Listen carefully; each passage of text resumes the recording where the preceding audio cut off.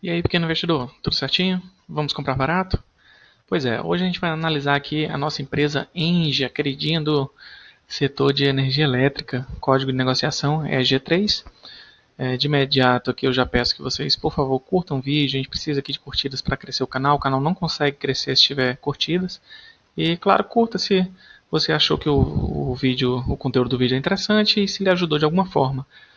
Se inscreva também no canal e ative os sininhos das notificações para que você receba diariamente análise de valuation e fundamentalista de boas ações da bolsa, tá ok? Fica aqui o disclaimer também de que as ações aqui avaliadas não são de maneira alguma indicativos de compra ou de venda de ativos. Esse estudo serve apenas para demonstrar o meu método de análise pessoal de acordo com os meus parâmetros para compras para minha própria carteira de ativos de valor. Tá ok, gente? Então vamos lá, sem mais delongas. Inge, vamos começar aqui aquela análisezinha fundamentalista, né? Primeiro aqui a gente já vê que a empresa aqui está com os índices todos verdes, todos positivos, né? Olha que coisa maravilhosa. A gente vê isso aqui. Eu nem precisaria fazer tão detalhadamente aqui a descrição dos números, mas é interessante a gente ver para onde essa empresa está indo. Se ela está crescendo, se ela está diminuindo, se os lucros estão em expansão, se estão em retração. Tá bom? Então vamos lá. A receita líquida da empresa em 2009 era de quase 3,5 bilhões. E em 2019 ela chega a 9,3 bilhões, praticamente 2,5 vezes de crescimento. Taxa anualizada 10,3%. Então todo ano ela cresce 10,3% em termos de captação de dinheiro no mercado. A margem EBITDA, né, que é o lucro antes de impostos, taxas, depreciações e amortizações, que serve para medir aqui a eficiência da empresa, a partir de 2009 ela está aqui em 2 bilhões 178 milhões, chega em 2019 a 4 bilhões 918. Deixa eu ver aqui que inclusive no final aqui, né, tanto na receita líquida quanto na EBITDA, eles estão com uma tendência de alta nos últimos anos, ó. Todos estão aqui numa crescente. Aqui 15 e 16 estabilizou aqui também. Só que de 2016 para 2019 ela vem crescendo vertiginosamente. A margem de EBITDA por consequência, ela está aqui na casa dos 62% em 2009, chegando a 52% em 2019. De novo, a gente assiste aqui que em 2015 e 2016 ela estabiliza, aqui nos 47%. E 2017 ela vem de novo crescendo, 17, 18, 19, 17, 18 estável e 19 demonstra de novo um crescimento da eficiência da empresa. Mesmo assim, a gente não assiste um crescimento desse desempenho da empresa, né? Só que a gente também não vê nenhuma queda acentuada. Está aqui por volta de 1,6% e com a saída dos relatórios dela do quarto trimestre de 2019, né? Isso aqui pode não se consolidar e ela demonstrar um crescimento mais acentuado, né? Voltando para índices no começo da década. Então a gente tem aqui esse decréscimo de 1,6%, passando para o EBIT aqui, que é praticamente um espelho do EBITDA, só que incluídos as depreciações e amortizações, a gente vê que sai de 1,8 bilhão em 2009, chegando a 4,1 bilhões em 2019. A taxa EBIT cresce, desculpa, assim como a EBITDA, no mesmo ritmo de 8,5% ao ano em taxa anualizada. Então, a gente vê que a margem EBIT aqui sai de 2009 com 52,5%, terminando em 44,3%. Perde a mesma eficiência da margem EBITDA. Parece um reloginho aqui, né? Deixa eu corrigir isso aqui, gente, que está equivocado, desculpa. Que vai dar um pequena alteração. Pronto, desculpa, gente, está aqui. Muito pouca diferença, né? Porque tinha um valor aqui errado. Mas ó, 8,5%, 8,4%, 1,6%, menos 1,6% e menos 1,7%. Tá? Estão andando de mãos dadas. A gente vem aqui para o lucro, né? O lucro aqui é uma parte muito importante para a gente avaliar. Ele sai aqui de 1,1 bilhão, 134 milhões em 2009, chegando a 2,455, 2 bilhões e meio praticamente. Então ele vem crescendo aí numa taxa muito legal de 8% ao ano. O que é que representa em termos de margem, né? Esse lucro, ele tem um lucro aqui de 32% em 2009 e chega aqui em 2019 com um decréscimo, né? Ele cai para 26,4%. Mas essas oscilações aqui são naturais do setor, que muitas vezes estão em expansão, estão em novos projetos. Então a empresa aqui vive de alguns ciclos, mas o que vale analisar é que em todos os ciclos da empresa, independente dela estar em expansão, instalação de novos projetos, de endividamento ou de dívida zero, ou, enfim, ela sempre está trabalhando muito bem. Todos os números dela aqui são muito positivos, tá bom, gente? Ela nunca deixa a peteca cair. Então aqui para o patrimônio líquido. O patrimônio líquido dela passa de 2009 de 3,6 bilhões para 2019 para 7,5 bilhões, mais do que dobra, crescendo uma taxa anualizada de 7,5% ao ano. O que é que ela consegue rentabilizar em cima desse patrimônio? Vamos ver o ROI aqui. O ROI dela em 2009 é de 30%, 0,8%, e em 2019 é de 32,4%, ou seja, ela consegue rentabilizar melhor. Apesar dela perder um pouco de eficiência aqui no EBITDA e no EBIT, talvez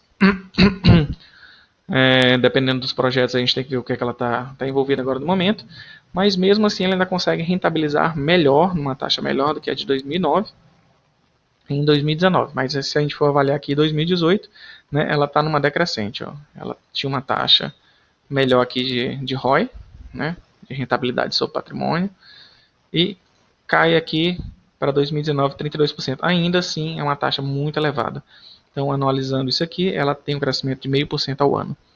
Os dividendos. Dividendos são famosos aqui da Engie. Ela paga de maneira constante, ano a ano. A gente pode conferir aqui. Saindo de 44% em 2009, né, passando aqui por um pico em 2013 que ela pagou 112%, ou seja, pagou mais do que o lucro de dividendos para os seus acionistas. E chegando aqui em 2019, ela já está aqui com 92%. A média, se a gente pegar todos os anos, ela paga em média 71,3% ao ano de dividendos sobre o lucro. O fluxo de caixa operacional dela sai aqui em 2009 de 1,2 bilhões para 2019, 3,3 bilhões, crescimento de 10,3%, muito bom. Gosto de ver esse fluxo de caixa operacional crescendo nessa taxa.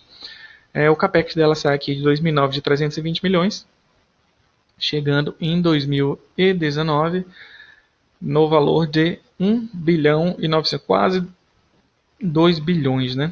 Mas se a gente for ver, ó, o fluxo de caixa operacional dela está numa crescente, 2018 para 2019, né?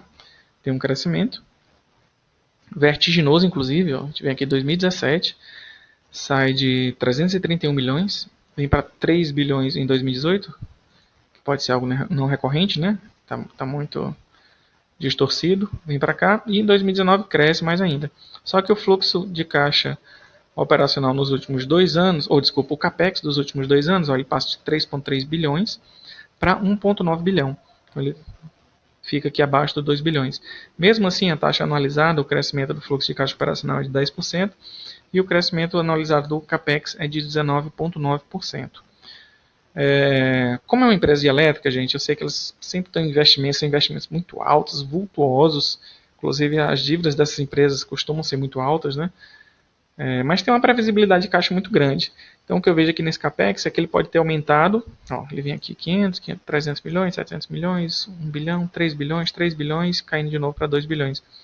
Pode ser um capex de expansão, né? Porque a gente pode ter um capex somente de manutenção, né, da empresa, para custear a produção que ela já tem, ou então esse capex pode estar avançando para novos projetos, então ele está esticando mais. E isso pode trazer um retorno mais na frente, né? De imediato ele dá um resultado negativo aqui para a gente, porque está crescendo muito mais do que o fluxo de caixa operacional, mas a curto, médio, longo prazo, tem que ver qual é o projeto que ela está envolvida. Isso aqui pode trazer um retorno para a gente positivo. O fluxo de caixa livre, a gente sai aqui em 2009, com menos de 1 bilhão, 922 milhões, e chega em 2019 com 1,3 bilhões. O nosso crescimento analisado aqui é de 3,7%. Nada expressivo, né, o fluxo de caixa livre, mas a empresa é muito redonda, trabalha muito direitinho. Vamos ver aqui a questão das dívidas, né? As empresas dos setores elétricos sempre estão muito endividadas. Mas isso não é ruim, tá, gente? Dívida não é sinônimo de coisa ruim, não. A gente tem que saber separar o joio do trigo, claro, né? Vamos lá. A dívida bruta sai em 2009 aqui de quase 3,5 bilhões para 13 bilhões, quase 14 bilhões em 2019. Cresce exponencialmente, né? Então isso aqui pode ser sinônimo de que ela está em novas empreitadas em expansão acelerada. A gente tem que estudar essa dívida, de onde ela está vindo, o que é que ela está financiando para a gente, né? Porque por enquanto ela demonstra assim, um número negativo, mas pela previsibilidade dos caixas, né? Geralmente elas contraem esses vultos, essas dívidas vultuosas aqui, para poder expandir a sua atividade, né? Então vamos lá, a gente está com 14 bilhões aqui, o crescimento anualizado da dívida bruta é de 15% ao ano, né? A maior taxa vista até agora. Atrás do payout, né? O payout vem crescendo aqui num ritmo mais acelerado, a gente acabou não falando, de 16,3%. Isso aqui é muito legal, né? Por isso todo mundo fala que ela é uma empresa de dividendos. Os dividendos dela vêm crescendo aqui numa taxa muito elevada. Voltando aqui para a dívida, né? Vamos ver aqui a dívida líquida, né? Que é o caixa líquido menos a dívida bruta. Então a gente sai aqui em 2009 de 3,5 bilhões para uma dívida líquida de 12,2 bilhões em 2019, com um crescimento anualizado de 13,6%. De novo, né, gente? Essas dívidas dessas elétricas têm uma previsibilidade muito grande, elas conseguem, inclusive, contrair empréstimos com taxas muito boas, porque o caixa dela é muito previsível, dá para estimar muito bem qual o dinheiro que vai entrar. São empresas com, com margens boas também, com previsibilidade, então, sendo essa dívida direcionada para a expansão da empresa, ela pode ser uma dívida muito positiva. Vamos ver aqui a relação de dívida bruta sobre patrimônio líquido, né? Ela vem aqui de 2009, tudo ok, taxas ok aqui, né? Tudo legal. E aqui, ó, a partir desse momento, que a gente vê aqui também que a dívida bruta, a dívida líquida dá uma disparada, a gente vê que ela aumenta um pouco, né? Então ela está aqui 1,16 e vem para cá 1,61. Ou seja, tem o patrimônio líquido dela mais 61% acima desse valor em termos de dívida. Então ela tem mais dívida do que patrimônio. Vamos lá. A gente vem a taxa anualizada aqui dessa dívida, dessa relação, na verdade, dívida bruta sobre patrimônio líquido, crescendo numa taxa de 5,7% ao ano. Dívida líquida sobre a EBITDA, né? A gente pega aqui a dívida líquida, que é o que sobra do caixa líquido menos a dívida bruta, também aqui o valorzinho, tá? E divide pelo EBITDA. O EBITDA, né, vai nos dar uma noção do que começa a sobrar, né? Qual é a potencialidade que essa empresa tem de reter caixa dentro dela. Então a gente tem uma relação aqui de 1,5 menos 1,6, né? Vem caindo aqui, sempre numa taxa ok. E aqui em 2019 ela já está no pico histórico dela, dessa relação de endividamento com o EBIT, né? A gente vê aqui uma margem EBIT que vem crescendo numa taxa de 8,5%, só que a dívida líquida dela vem crescendo numa taxa de 13,6%. Então por isso que está essa crescente aqui. A relação começa a ficar um pouco desequilibrada, mas como eu disse, para o setor é normal, e a previsibilidade de caixa deve cobrir isso aqui tranquilamente. A gente consegue ver isso através aqui desse histórico muito bonito de eficiência da empresa, né, de boa administração, de boa gestão, porque se a gente for ver algumas elétricas que tem por aí, a gente não vai ver esses números verdinhos assim como as engrenagens do relógio, não, tudo funcionando bem alinhado e bem certinho, tá bom? Então pronto, vencida essa parte aqui, a gente já fez todo o histórico passado dos últimos 10 anos. A gente coloca, agora a gente vem bem aqui, só para falar das taxas, a gente vai continuar com o mesmo preço de risco padrão, tá? E o índice de crescimento projetado também em 50%. Como se ela não fosse crescer a mesma taxa que ela vem crescendo, né, essa taxa média, até porque ela está envolvida em alguns projetos, de repente esse crescimento não vai se concretizar mesmo, nessa mesma velocidade. Então vamos aqui, a gente coloca o código. Pronto, colocou o código, ela já me traz aqui qual é o preço atual nesse momento que eu estou fazendo o vídeo, né? R$ 47,64. Então a gente assiste o quê? Que a gente já fez o histórico passado dos últimos 10 anos, a gente já faz, os cálculos já estão feitos aqui para as projeções dos próximos 10 anos, inclusive com perpetuidade,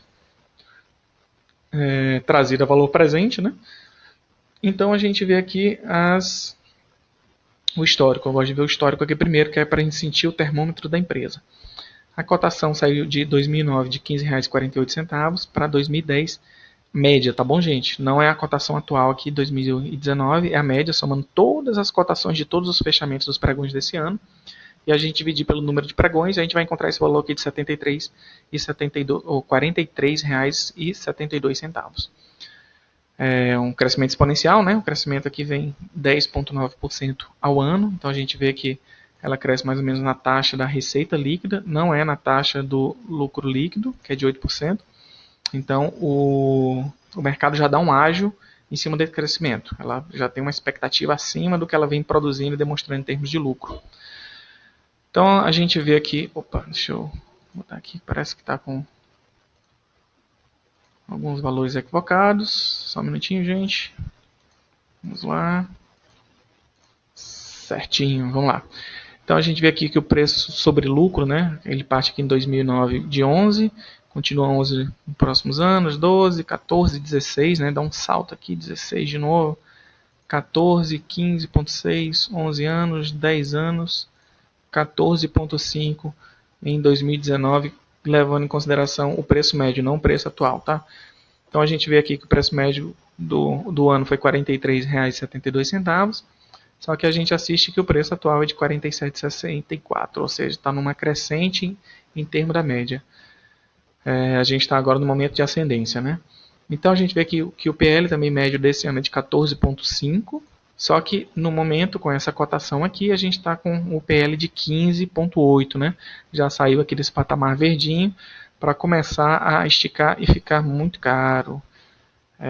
Para mim, né? Nos meus critérios, gente, já não é mais aquele PL que enche os nossos olhos e a gente fecha e compra a ação sem achar que está comprando caro, né? Ela já começa a dar uma esticadinha. A gente vê aqui o preço sobre valor patrimonial, né? Essa relação aqui é interessante nele também, ó. A gente vê aqui que já era esticado aqui em 2009, 2010 continua. Então a gente não tem nenhum ano. Ela tem, mas ela tem uma média histórica aqui constante, né? Só que agora a gente está começando a romper, ó, na média a gente já vê que é 4,7 e atualmente o preço sobre o valor patrimonial por ação já se encontra na casa de 5,1. Demonstra isso aqui, é indicativo de que a ação está ficando cara. E já não tem mais muita margem de segurança para a gente. Mas vamos continuar aqui a nossa análise, né? O preço sobre a EBIT, que a gente vê aqui o preço e a evolução do EBIT por ação. Ó, taxas ok, abaixo de 10, aqui não fica tão legal, né? Então, assim, a eficiência da empresa, ó, que é o EBIT, que eu costumo dizer que o EBIT daqui dá uma demonstração boa de eficiência com relação à receita líquida. Vem apresentando, ó, o Enterprise Value por EBIT também, números ok, todos abaixo de 10, certinho, parece um reloginho, tudo bonitinho. Né? E hoje a gente está com que taxa? A gente está com a taxa aqui de preço sobre EBIT de 9,4, chegando num limite já, né? Subir mais um pouquinho aí o preço dessa ação, a gente já rompe esse índice verdinho aqui. Não é barato, né? Tá? Esse índice. Abaixo de 8 a gente tem mais segurança, mas eu também não deixei tão rígido assim para a gente não enxergar de maneira tão acentuada esse número acima do 8. Né? Então até 10 a gente dá um limite legal e depois já começa a crescer. Assim como o EV/EBIT, né? Já está um pouco alto, um pouco esticado aqui, está 12,4. Então a gente já vem para cá, feito toda essa métrica aqui, né? A gente vê que tudo está numa crescente, inclusive sobre a média, né? Tudo mais alto hoje. Então a gente está provavelmente dos preços mais altos do ano, né? A gente vem para cá agora para o valuation mesmo, propriamente dito. E a gente vê aqui que o dividend yield que ela vem pagando é de 5,81% ao ano. Ou seja, ela tem um upside aqui de 16,21% acima da Selic. Então ela está pagando um dividend yield acima da Selic. Ou seja, se você investisse R$ 47,00 hoje 64 numa renda fixa, né? Eu só faço esse comparativo, gente, para você entender qual é essa relação que eu coloco ali.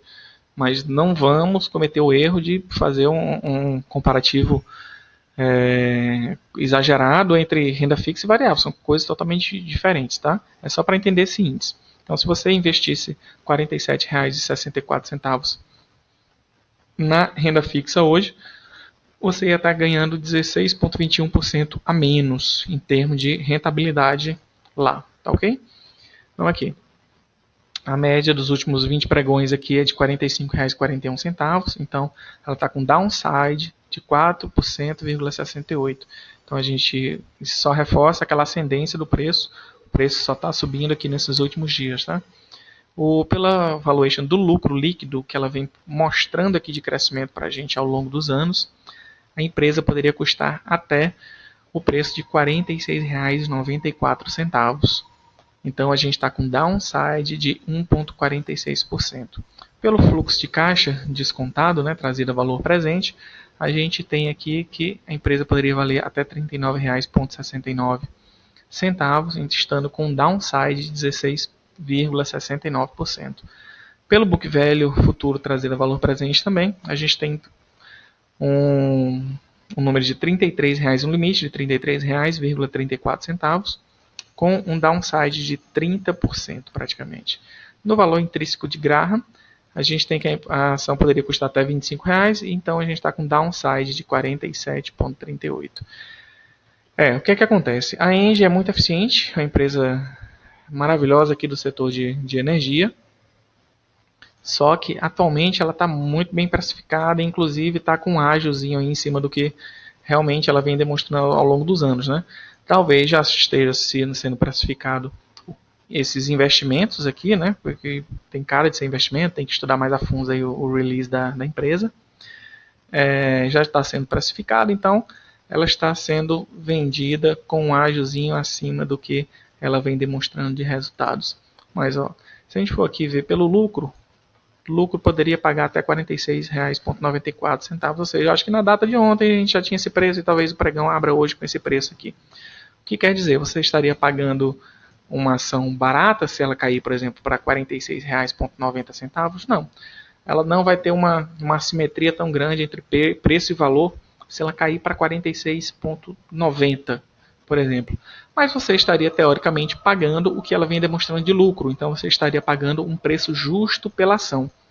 Então, quando a gente vê que não há tanta diferença assim e você atinge esse valor de valuation, significa que você estaria comprando ela por um preço justo, um preço que, de fato, ela vem demonstrando de resultados. Quando essa diferença é muito grande, é porque existe mais histeria de mercado, né? Mais uma fé naquela empresa, mais um movimento de massa, porque muito do preço de mercado, gente, é questão de oferta e demanda. Se as pessoas procuram muito aquela ação, e muita gente procura uma ação sem nem entender os números que estão por trás dela, o preço sobe de qualquer forma, independente do lucro dela estar disparando ou não, da receita líquida dela estar disparando ou não, do patrimônio estar crescendo ou não. Se as pessoas procurarem muito uma ação, mesmo que a ação seja ruim, os preços vão tender a subir. E isso não quer dizer que o valor da ação está subindo. Quem está subindo é só o preço. Tá bom, gente? Então aqui, o que a ação demonstra é que está muito próxima de um preço justo. Ou seja, ela está muito bem precificada hoje. Não teria assim, uma margem de segurança muito grande para você comprar. Mas sendo uma empresa do setor de energia elétrica, que é um setor perene, é um setor muito seguro, cheio de barreiras de entrada, não teria risco para você fazer essa aquisição.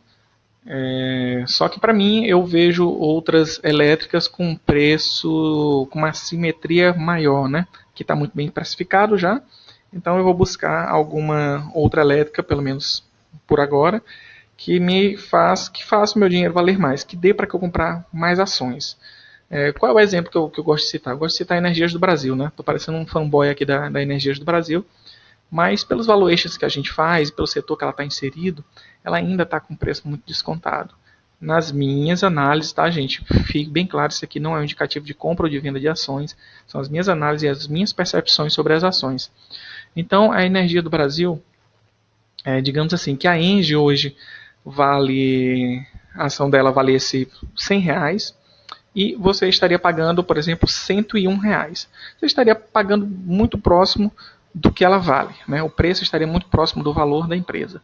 Só que a Energias do Brasil, para mim, ao meu ver, seria uma empresa que vale hoje R$ 70, né, porque ela não tem um porte da Engie, e ela estaria sendo negociada, ao invés de um pouquinho a mais, ela estaria muito a menos. Então, ao invés de pagar R$ 70, que é o valor da empresa, eu estaria pagando um preço, digamos, de R$ 50. Então, ela tem uma simetria melhor, uma simetria maior entre preço e valor.